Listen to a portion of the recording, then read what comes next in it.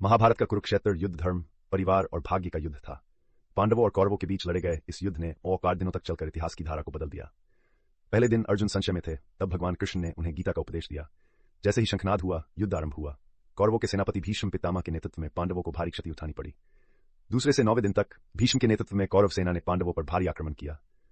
भीष्म की अप्रतिम वीरता से पांडवों को बड़ी कठिनाई झेलनी पड़ी, यहां तक कि कृष्ण ने हस्तक्षेप करते हुए अपना व्रत भी तोड़ा। 10वें दिन पांडवों ने शिखंडी का उपयोग कर भीष्म को निष्क्रिय किया।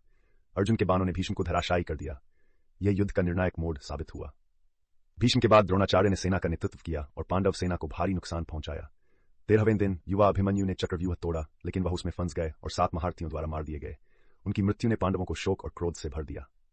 अभिमन्यु की मृत्यु का बदला लेने के लिए अर्जुन ने सूर्यास्त तक जयद्रथ को मारने की प्रतिज्ञा ली। भगवान कृष्ण के मार्गदर्शन में उन्होंने अपनी प्रतिज्ञा पूरी की और पांडवों की सेना में फिर से उत्साह भर दिया। 15वें दिन द्रोणाचार्य को धोखे से अश्वत्थामा की मृत्यु की खबर सुनाई गई। इससे विचलित होकर उन्होंने शस्त्र त्याग दिए और धृष्टद्युम्न ने उनका वध कर दिया। कर्ण ने कौरव सेना का नेतृत्व किया और पांडवों को भारी क्षति पहुंचाई। उन्होंने घातक अमोघास्त्र से घृतकच का वध किया। 17वें दिन अर्जुन और कर्ण के बीच घमासान युद्ध हुआ। जब कर्ण का रथ कीचड़ में फंसा, अर्जुन ने कृष्ण की सलाह पर उनका वध कर दिया। अंतिम दिन भीम ने गदा युद्ध में दुर्योधन को पराजित किया। रात में अश्वत्थामा ने पांडव शिविर पर हमला कर द्रौपदी के 5 पुत्रों की हत्या कर दी। उनके इस अमानवीय कृत्य के लिए भगवान कृष्ण ने उन्हें कलयुग तक कोढ़ का श्राप दिया।